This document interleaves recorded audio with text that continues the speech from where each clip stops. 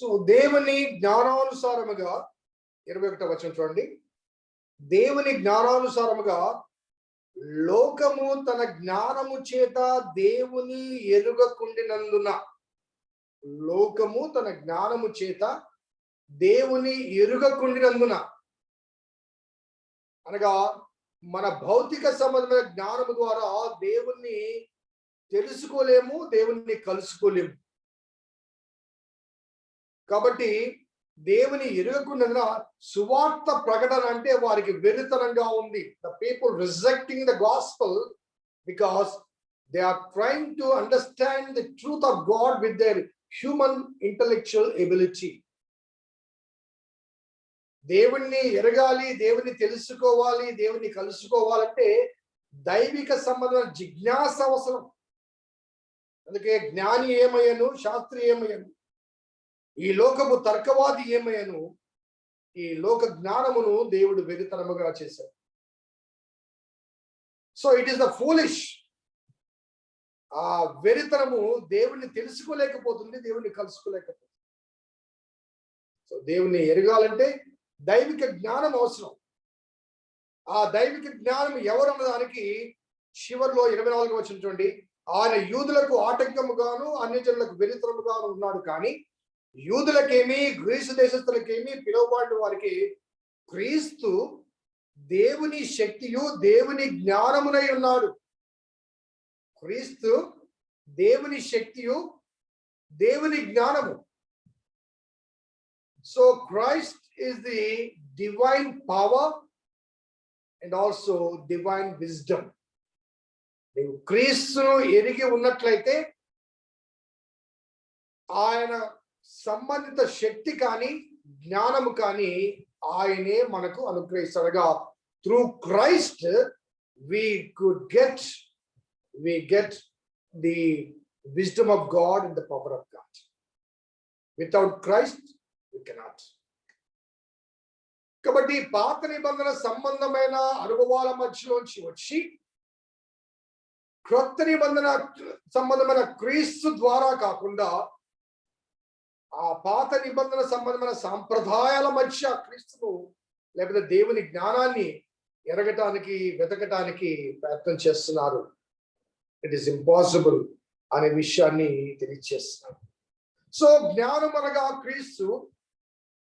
So క్రీస్తు అనగా ఆ జ్ఞానం అనగా క్రీస్తు. కాబట్టి ఆ క్రీస్తు ప్రకటించబడాలి, అనగా దైవిక జ్ఞానం ప్రకటించబడాలి, ప్రదర్శించబడాలి. నేను కాదు, నా జ్ఞానం కాదు, దేవుడు నాకు అనుగ్రహించకుండా నేను బోధించలేను. ఒకవేళ బోధించ ప్రయత్నం చేస్తే అవి నా మాటలుగానే ఉంటాయి తప్ప దేవుని మాటలుగా ఉండవు. అవి దైవిక జ్ఞానము చేత అందించబడినవి కానే కావు. So we need to clearly understand. So the true test of our wisdom is not basing on our preaching but on our practicing. ఒక టెస్ట్, బేసిక్ టెస్ట్. నేను దేవుని జ్ఞానముతో బోధిస్తున్నానా, నా సొంత జ్ఞానముతో బోధిస్తున్నానా అన్నదానికి పరీక్ష ఏంటంటే నా ప్రసంగాలు కాదు, నా ఆచరణలు, నా క్రియలు అవి ప్రకటిస్తాయి ఇతడు నిజంగా దేవుని సంబంధమైన జ్ఞానము చేత బోధిస్తున్నాడు. సో 14వ వచనంలోనికి మనం వెళ్తే,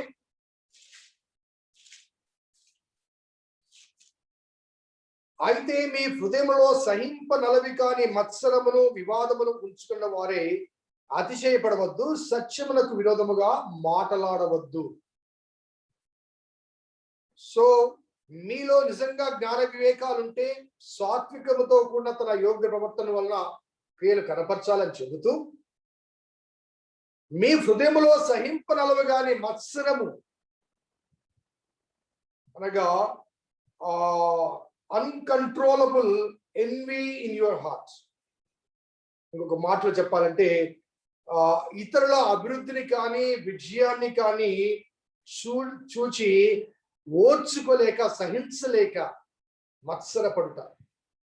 సహింప నలవి కాని అనే మాట ఇక్కడ వాడబడింది. దానికి కింద ఫుట్ నోట్స్ లో ఇవ్వబడ్డ మాట ఏంటంటే చేదైన, బిటర్నెస్. ఒక ఎదుటి వాడికి ఏదైనా యోగ్యత కలిగితే, లేకపోతే ఆధిక్యత కలిగితే, ఒక గుర్తింపు కలిగితే, ఒక ప్రమోషన్ వస్తే, ఒక ప్రాపర్టీ వస్తే, లేకపోతే సంఘములో ఒక ఐడెంటిటీ అనుగ్రహిస్తే మత్సరం, సహింపనలవిలు గాని ఒక చేదు, ఒక బిటర్నెస్ కనబడుతుంది. కాబట్టి అప్పుడు సత్యమునకు విరోధముగా అబద్ధం ఆడవద్దు. సత్యం అంటే ఎవరు? యేసయ్య. అబద్ధం ఎవరు? అపవాది. యోహాను పత్రికలో స్పష్టంగా ఉంది. కాబట్టి సత్యమునకు, యేసునకు విరోధముగా నీవు మాట్లాడుతున్నావంటే నువ్వు అపవాది సంతానమే. నీ నుంచి అబద్ధమే తప్ప మరొకటి రాదు. You have to accept the truth. ఒక వ్యక్తి హెచ్చించబడ్డాడంటే ఆ వాస్తవాన్ని నువ్వు గుర్తించండి, అంగీకరించండి. ఒకవేళ నీవు కూడా హెచ్చించబడ్డానికి ప్రయత్నం చేయండి, ప్రార్థించండి, దేవుని అడగండి. అంతేగాని పొంది ఉన్న వాడిని చూచి మత్సరపడవద్దు, సత్యంకు విరోధముగా అబద్ధం ఆడవద్దు అంటూ మరి ఆయన మాట్లాడి చూస్తే అతిశయం అనేది సాత్వికత్వానికి భిన్నమైంది కనుక ఏమీ లేకున్నా స్వాతిశయ ప్రదర్శన చూపిస్తున్నాను. దగ్గర ఏమీ లేదు, ఏ క్రెడెన్షియల్స్ లేవు, ఏ యోగ్యతలు లేవు, కానీ నీవు ప్రదర్శించేది స్వాతిశయ ప్రదర్శన. దేవుడు కోరేది సాత్వికత్వం. కాబట్టి సత్యములకు విరోధముగా మరి అతిశయపడవద్దు. Don't boast yourself against the truth. అతను హెచ్చించబడ్డాడంటే అతని కృషిని చూడు, అతని ప్రయత్నాన్ని చూడు, అతని జ్ఞానాన్ని చూడు, అతని వివేకాన్ని చూడు, అతని భక్తి శ్రద్ధలు చూడు. మత్సరపడవద్దు, సత్యములకు విరోధముగా అబద్ధం ఆడవద్దు. సో హృదయంలో మత్సరం ఉంటే బైబిల్ గ్రంథంలో కొన్ని ఎగ్జాంపుల్స్ ఉన్నాయి. కయ్యూను అసూయపడ్డాడు, మత్సరపడ్డాడు హేబేలు చూచి. ఒకవేళ తాను కూడా గుర్తించబడన్న ఆలోచనట్లయితే హేబేలు కన్నా అధికమైన రీతిగా భక్తి శ్రద్ధలు ప్రదర్శించగలిగితే కయ్యూను కూడా గుర్తించబడి ఉండేవాడు. ఆ ప్రయత్నం చేయలేదు, మత్సరపడ్డాడు, సొంత సోదరిని హత్య చేశాడు. యోసేపు అన్నలు మనం బైబిల్ స్టడీలో జ్ఞాపకం చేసుకుంటాం. యోసేపు అన్నలు ఆ తమ్ముడు యోసేపు యొక్క జ్ఞానాన్ని చూచారు. వారు చేసే దుష్క్రియలను తండ్రి యొద్దకు తీసుకుని వెళ్తాడని చెప్పి మత్సరపడ్డారు. దుష్క్రియలు మానుకోవచ్చు కదా. ఆఖరికి అదే తమ్ముడు దగ్గర తలదించుకోవాల్సి వచ్చింది. సౌలు రాజుగా అభిషేకిస్తే ఆ ఆధిక్యతను కాపాడుకోలేక రాజుగా ఉండి రాజకపు పరిపాలన చేయవలసిన వాడు యాజకత్వాన్ని కోరుకుని యాజకుడు చేయవలసిన పని చేశాడు. ఈనాడు చాలా మంది ఆ యాజకత్వాన్ని కోరుకున్నారు. వారికి తెలియదు వాడిలో సౌలు ఉన్నాడని వాస్తవం. వారికి తెలియదు సౌలు వాడిలో ఉన్నాడని. మోషే కూడా కౌరవ కుమారులు తిరుగుబాటు చేస్తే దేవుడు మిమ్మల్ని హెచ్చించి ఈ స్థితిలో పెడితే అది మీరు తక్కువ అని భావించి మీరు యాజకత్వాన్ని కోరుతున్నారంట. కౌరవ కుమారులు భూమి నెరలు విరిచి వారి మృంగివేసింది. God will not tolerate. దేవుని చేత పిలువబడిన వారు, దేవుని చేత ప్రత్యేకించబడిన వారు, దేవుని చేత ఏర్పరచబడిన వారు, దేవుని చేత అభిషేకించబడిన వారు. It's not a secular platform. ఒక ఆఫీస్ కాదు అది. ఎవరు పడితే వాళ్ళు రికమెండేషన్ మీద వెళ్ళి ఆ సీట్లో కూర్చొని సంతకాలు వేలు ముద్రలు పెట్టారు. It's a divine office, a divine responsibility, and the preaching is divine communication. ఈరోజు మన సంఘాల్లో ఎవ్వరు పడితే వాళ్ళు రిటైర్ కాగానే సెట్లు కొనుక్కోవడం, ఈ పక్క ఆ పక్క సఫిక్స్లు ప్రిఫిక్స్లు పెట్టుకొని నాకు 3 ఎంటీహెచ్లు ఉన్నాయంటాడు ఒక ఆయన, నాకు 3 ఎంఏలు ఉన్నాయంటాడు.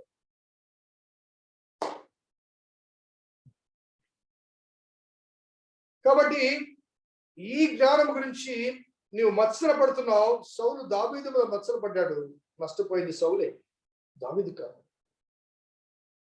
యోసేపు అన్నలు యోసేపు మీద మత్సర పడ్డారు, నష్టపోయింది యోసేపు అన్నలే.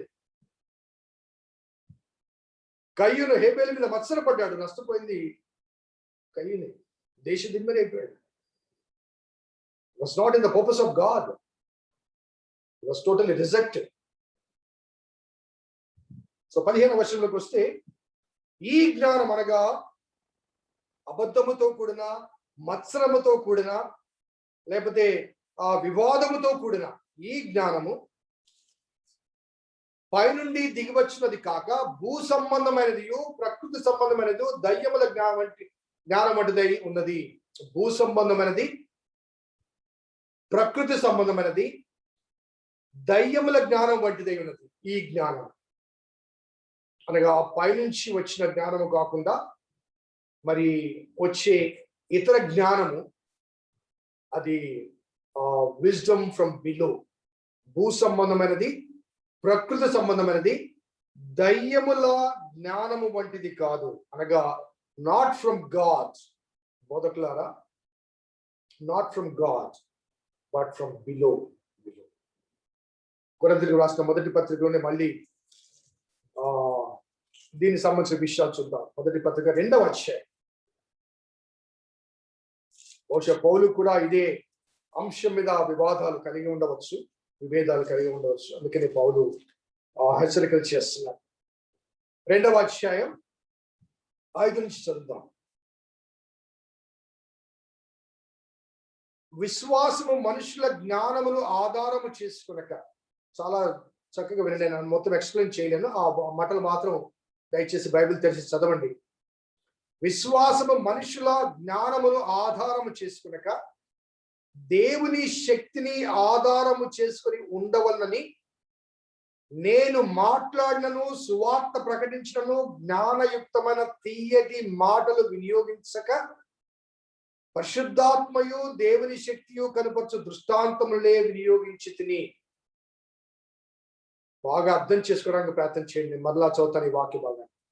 విశ్వాసము మనుష్యుల జ్ఞానమును ఆధారము చేసుకునక దేవుని శక్తిని ఆధారము చేసుకుని ఉండవలనని నేను, అనగా పౌలు భక్తుడు, మాట్లాడినను, సువార్త ప్రకటించినను జ్ఞానయుక్తమైన తీయటి మాటలు ఉపయోగించక పరిశుద్ధాత్మయు దేవుని శక్తియు కనపరచు దృష్టాంతములనే వినియోగించుచున్నారు.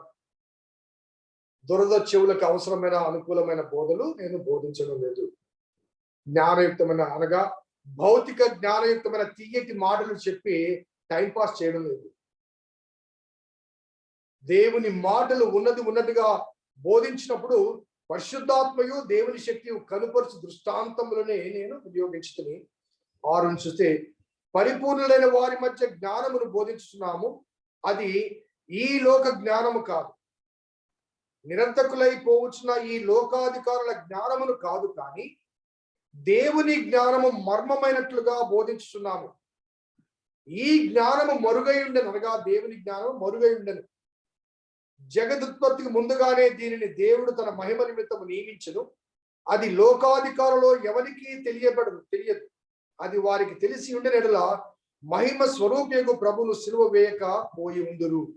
ఇందును గూర్చి దేవుడు తన్ను ప్రేమించు వారి కొరకు ఏవి సిద్ధపరిచను అవి కంటికి కనబడలేదు, చెవికి వినబడలేదు, మనుష్య హృదయం గోచరం కాలేదు అని వ్రాయబడ్డది. మనకైతే దేవుడు వాటిని తన ఆత్మ వలన బయలుపరిచి ఉన్నాడు. ఆ ఆత్మ అన్నిటినీ, దేవుని మర్మములను కూడా పరిశోధించుతున్నాడు.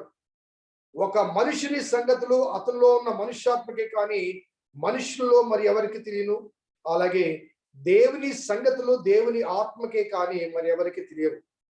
దేవుని వలన, ఈ మాట జాగ్రత్తగా ఉంచండి, దేవుని వలన మనకు దయచేయబడిన వాటిని తెలుసుకున్నకై మనము లౌకికాత్మను కాక దేవుని యొద్ద నుంచి వచ్చు ఆత్మను పొంది ఉన్నాము. మనుష్య జ్ఞానము నేర్పు మాటలతో కాక ఆత్మ సంబంధమైన సంగతులతో సరిచూచుచు ఆత్మ నేర్పు మాటలతో వీటిని గురించి మేము బోధిస్తున్నాము. ప్రకృతి సంబంధమైన మనుషుడు దేవుని ఆత్మ విషయంలో అంగీకరించడు. అవి అతనికి వెర్రితనముగా ఉన్నవి. అవి ఆత్మానుభవం చేతనే వివేచింపదగును కనుక అతడు వాటిని గ్రహింపజాలడు. సో స్పష్టంగా ప్రకృతి సంబంధమైన జ్ఞానము, మనుష్యాత్మక సంబంధమైన జ్ఞానము, లౌకిక సంబంధమైన జ్ఞానము, ఇవన్నీ తెలియచేస్తూ దైవిక సంబంధమైన జ్ఞానము మర్మముతో కూడింది.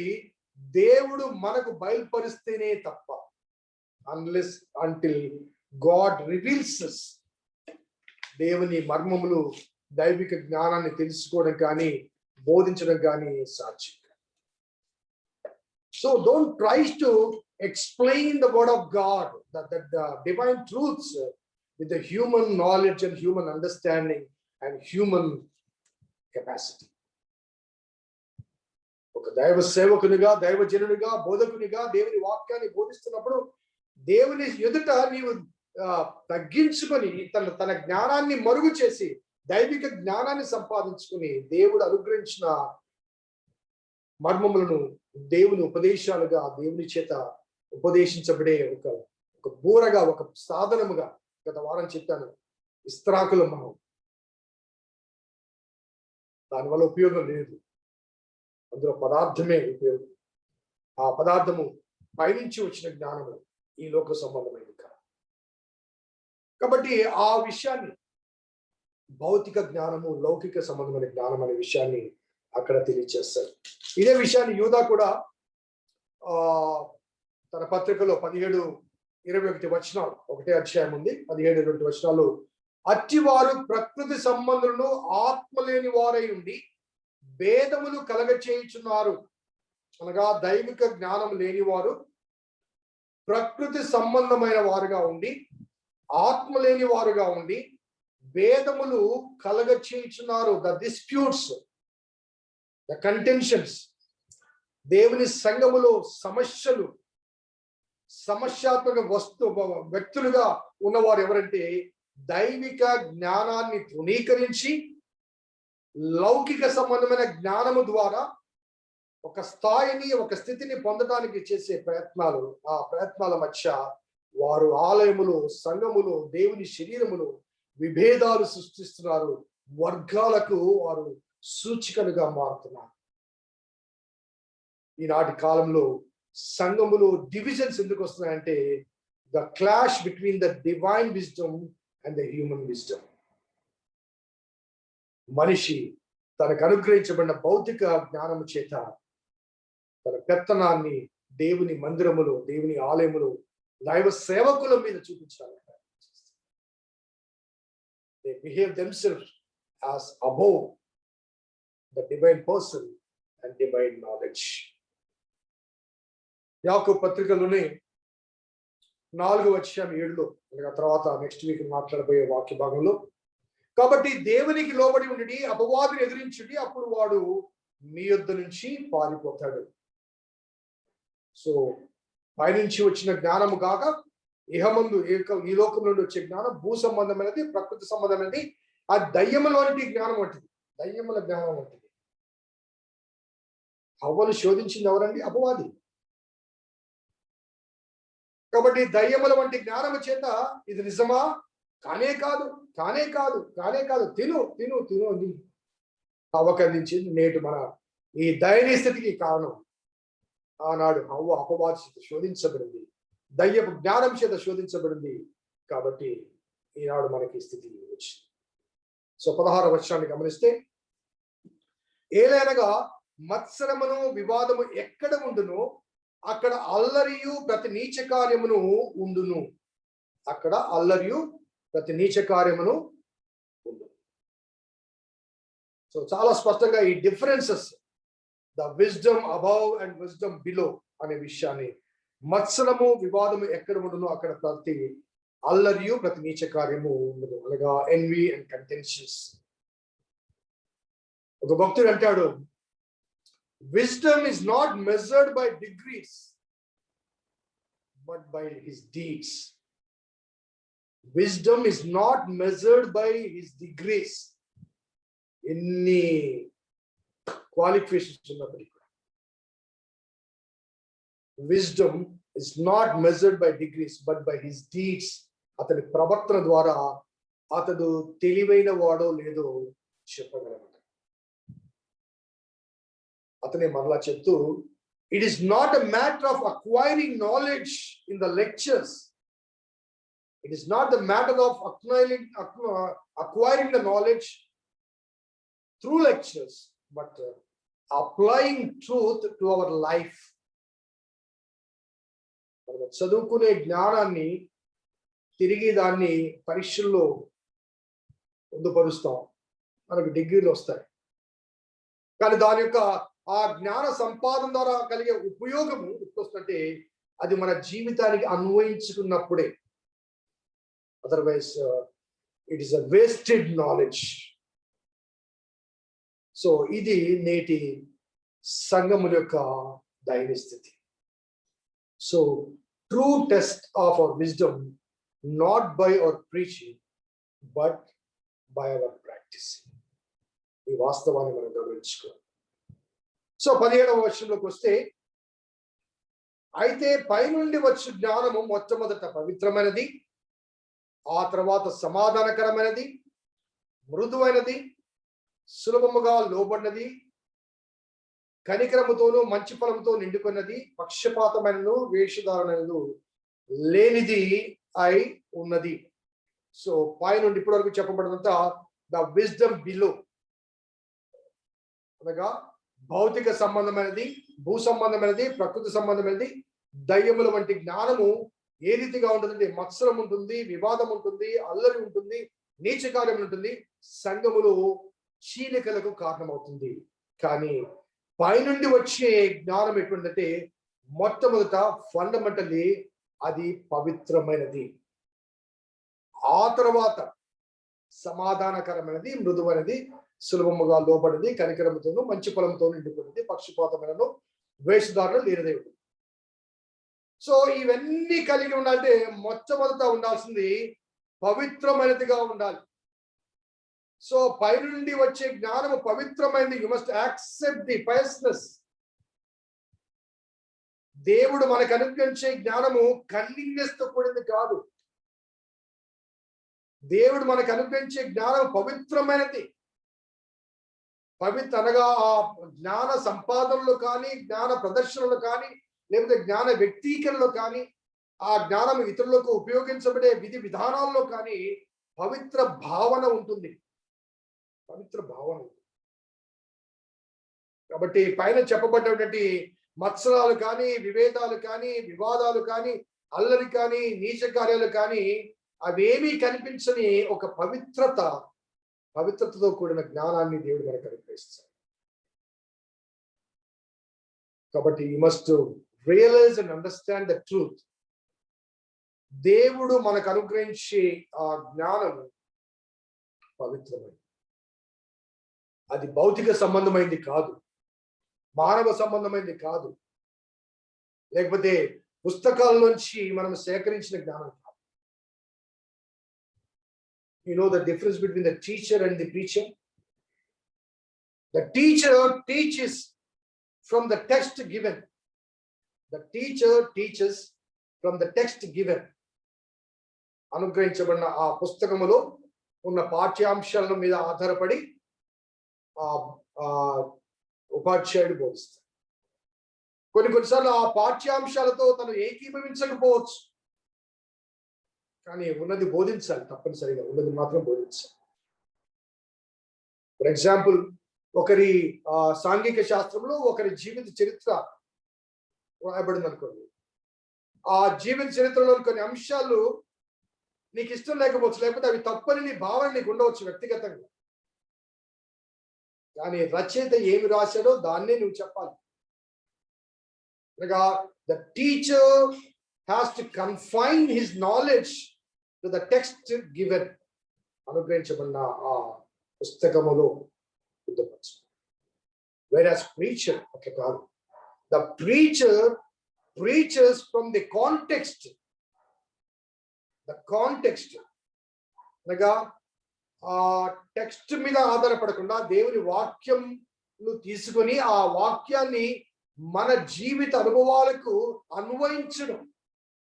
ఆ అన్వయింపు అనేది దేవుడు అనుగ్రహించే తెలివి. ఈ టెక్స్ట్ ఉంది మనకి. ఈ టెక్స్ట్ లోని వాక్య భాగాన్ని వివరించి నా జీవితంలో నేను నాకు కావలసిన మార్పు గురించి నన్ను హెచ్చరిక చేసే ఆ అన్వయింపు, ఆ రిలేషన్, ఆ రిలేటింగ్ కెపాసిటీ, ఆ జ్ఞానము దేవుడు గురించి. కాబట్టి whether I believe or not, నేను నమ్మినా నమ్మకపోయినా ఆ టెక్స్ట్ లోంచి టీచర్ బోధించాలి. కానీ టీచర్ అలా కాదు, తాను నమ్మాలి, తాను విశ్వసించాలి, తను అనుభవించాలి, తను మారాలి, తను మారి ఇతరులను మార్చడానికి ఆ వాక్యం ఉపయోగించాలి. నన్ను మార్చని వాక్యము నా ద్వారా ఇతరులు ఎలా మారుస్తాను? If the word of God doesn't speak to me personally, how can the same word of God speaks through me to the people? Impossible. మొదట the self application. అందుకే మొదట టైటిల్ చెప్తున్నప్పుడు ఏ కాల్ ఫర్ సెల్ఫ్ ఎగ్జామినేషన్ మాట వాడారు.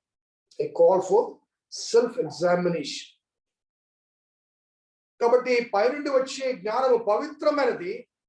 ఆ పవిత్రతలో కనిపించే కొన్ని లక్షణాలు అంటే సమాధానకరమైనది, మృదువైనది, సులభముగా లోబడనగా వాదించేది కాదు, ఆర్గ్యుమెంటెడ్ కాదు.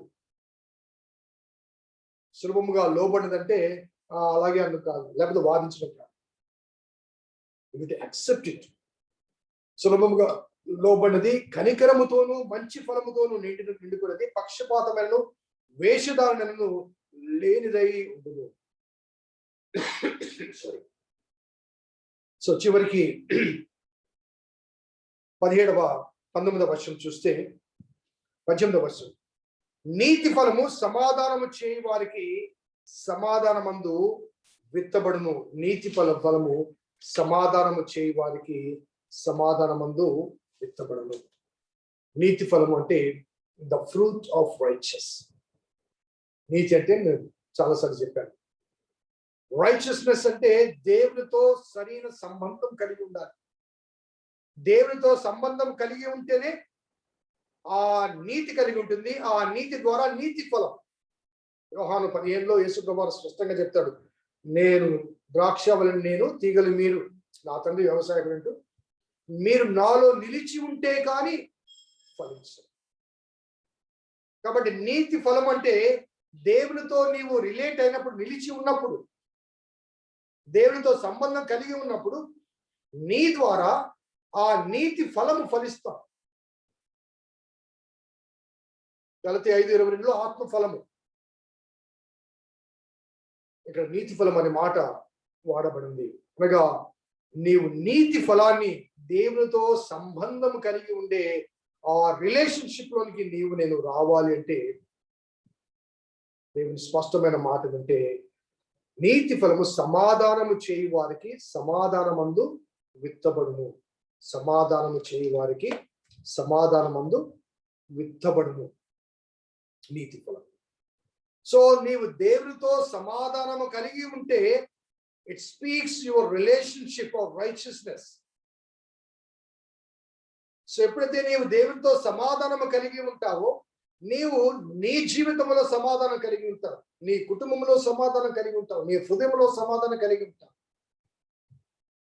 సో ఫండమెంటల్లీ నీవు దేవుని ద్వారా వచ్చే ఆ జ్ఞానాన్ని బట్టి మొట్టమొదట నీవు దేవునితో సమాధాన పరచబడతావు. ఆ సమాధాన పరచబడిన సజీవ సాక్ష్యముగా నీ జీవిత సాక్ష్యము ద్వారా నీ నుండి దేవుని జ్ఞానాన్ని ప్రజలకు అందిస్తావు. సో నీవు దేవునితో సమాధానపరచబడాలి. ఆ తదుపరి ఇతరులకు సమాధాన సువార్తను అందించాలి. ధన్యతలో యేసుప్రభువు వారు కూడా చెప్పారు, సమాధానపరచువారు ధన్యులు, వారు దేవుని కుమారులు అనబడుదురు. సమాధానపరచువారు ధన్యులు, వారు దేవుని కుమారులు. సో సమాధానం చెరుచు వారు ఎవరండి? అనగా వివాదాన్ని తీసుకుని వచ్చేవారు, అల్లరిని తీసుకుని వచ్చేవారు, మత్సర పడేవాళ్ళు, సంఘములో చీలికలు తీసుకుని వచ్చేవారు, సంఘములో గొడవలు తీసుకుని వచ్చేవారు, గొడవలకు కారణమయ్యేవారు. సమాధాన పరుచువారు దేవుని కుమారులైతే సమాధానాన్ని చెరచువారు అపవాది సంతానం. కాబట్టి peace maker versus peace breakers, versus peace breakers. సమాధాన పరుచు వారి మనస్సు ప్రశాంతంగా ఉంటుంది, పవిత్రంగా ఉంటుంది. నువ్వు సమాధానకర్తవైతే, సమాధాన పరచువాడివైతే నీ మనసు ప్రశాంతతగా ఉంటుంది, నీ హృదయం పవిత్రంగా ఉంటుంది. నువ్వు సమాధానాన్ని చెరచువాడవైతే నీ హృదయం ఎప్పుడూ అల్లకల్లోలంగా ఉంటుంది, ఎప్పుడు కదిలించబడే సముద్ర తరంగాలు ఉంటుంది. ఎందుకంటే సమాధానం చెరచడమే నీ ఉద్దేశం. కాబట్టి ఎవరు ఇద్దరు సఖ్యతగా ఉన్నా నీవు సహించలేవు, భరించలేవు. కాబట్టి నీ హృదయంలో ఒక రకమైన అల్లకల్లో. కాబట్టి పైనుంచి వచ్చు జ్ఞానం, దేవుని ద్వారా అనుగ్రహించబడిన జ్ఞానం, దైవ సేవకులమైన మనం ఆ జ్ఞానాన్ని పొంది ఆ జ్ఞానము చేత పవిత్రత, సమాధానం, సాత్వికం, సహింపు, ఈ దైవిక లక్షణాలు మనం కలిగి ఉంది. ఆ దైవిక జ్ఞానము చేత దైవోపదేశమును మనం బోధించువారముగా ఉంటాం. అంతేకాని భూ సంబంధమైన జ్ఞానం చేత కానీ, మనుష్యుల జ్ఞానం చేత కానీ, దయ్యముల వంటి జ్ఞానం చేత కానీ బోధించడానికి ప్రయత్నం చేస్తే అది వివాదాలు, మత్సరము, అల్లరి, నీచ కార్యాలకు నిలయమవుతుంది. దైవజనుడు తాను బోధించే బోధనలో దేవుని వాక్యాన్ని బోధిస్తున్నాం కాబట్టి దేవుని వాక్యాన్ని విశదపరచటకు దైవిక సంబంధమైన జ్ఞానం మీద ఆధారపడాలి. ఆ జ్ఞానం ఎవరంటే యేసుక్రీస్తు. ప్రార్థన చేస్తాం. కృపగల దేవా, దైవ తండ్రి, మీ పాదములకు స్తోత్రము చెల్లిస్తున్నాం నాయన. యాకోబు పత్రిక 3వ అధ్యాయంలో పొందుపరచబడిన అంశాలు ఏ కాల్ ఫర్ సెల్ఫ్ ఎగ్జామినేషన్, స్వపరీక్ష చేసుకోవడానికి ఒక పిలుపు లాంటిది. ఆనాటి యూదా మత సాంప్రదాయం నుంచి వచ్చినటువంటి ఆ బోధకులు ఆ యూదా మత సాంప్రదాయాల నడుమ దేవుని వాక్యాన్ని, అనగా యూదా మత సాంప్రదాయాల ద్వారా పొందిన జ్ఞానము చేత దేవుని వాక్యాన్ని బోధించడానికి ప్రయత్నం చేస్తారు. ఆ యూదా మత సాంప్రదాయాలు పాత నిబంధన కాలంలో విఫలమయ్యాయి కాబట్టి నీ కుమారుని యేసయ్యను పంపించారు. ఆ యేసయ్య దేవుడు అనుగ్రహించిన జ్ఞానం. కాబట్టి క్రొత్త నిబంధనలో యేసు అనుగ్రహించిన జ్ఞానము చేత, యేసుక్రీస్తు దేవుని జ్ఞానమును దేవుని శక్తి అయి ఉన్నాడు కనుక ఆ జ్ఞానము చేత ఆ జ్ఞానాన్ని పొంది దేవునితో సమాధానము, అదే రీతిగా మనుషులకు సమాధానం అందించే దైవిక సందేశాన్ని అందించగలరు. కాబట్టి భౌతిక సంబంధమైన జ్ఞానం మీద, తెలివితేటల మీద ఆధారపడి మమ్మల్ని మేము హెచ్చించుకోవడానికి ప్రయత్నం చేస్తూ ఆ జ్ఞానాన్ని ప్రదర్శించడానికి, ప్రకటించడానికి ప్రయత్నం చేస్తున్నామేమో. ప్రభా, మాలో మార్పు అనుగ్రహించింది. దైవోపదేశమును బోధించడానికి దైవిక సంబంధమైన జ్ఞానము కావాలి కాబట్టి ప్రభా, నీ ద్వారా ఆ జ్ఞానాన్ని పొంది, నీ జ్ఞానాన్ని, నీవనుగ్రహించిన జ్ఞానమైన క్రీస్తును మేము ప్రకటించటం, నీ కృపా సత్యాన్ని మాకు అనుగ్రహించడం మా రక్షకుడు, మా విమోచకుడు, సజీవుడైన యేసు నామమున అడిగి వేడుకొచ్చున్నాం తండ్రి. ఆమేన్. తండ్రి, కుమార, పరిశుద్ధాత్మ త్రియేక దేవుని దీవెన చేరిన మనకందరికీ సదా తోడై ఉండి దైవిక సంబంధమైన జ్ఞానము చేత, దైవిక అనుభవముల చేత దైవిక ప్రపంచంలో ప్రవేశించుటకు పరిశుద్ధాత్మ దేవుడు మనకు సహాయం చేయగాక. ఆమేన్. God bless you all. దేవుడు మిమ్మల్ని దీవించి ఆశించును గాక. సంఘ కార్యక్రమాలన్నీ కూడా దయచేసి వీక్షించండి, పాల్గొనండి. ప్రతి మంగళవారం నాడు ఉదయం 10 గంటల నుంచి స్త్రీల సమాజ కూడిక జూమ్ లో ఉంటుంది.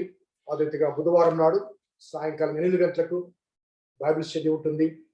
శుక్రవారం నాడు, ఈ శుక్రవారం నాడు 5వ శుక్రవారం వేకుజాము 6 గంటల నుంచి సాయంకాలం 6 గంటల వరకు, రాత్రి 6 గంటల వరకు 12 గంటల గొలుసు ప్రార్థన.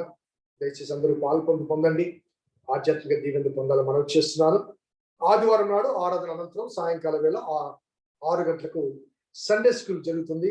దయచేసి పేరెంట్స్ మీ బిడ్డలు ప్రేరేపించి పంపించి ప్రోత్సహించాలని మనం చేస్తున్నాను. God bless you all. దేవుడు మిమ్మల్ని దీవించును గాక.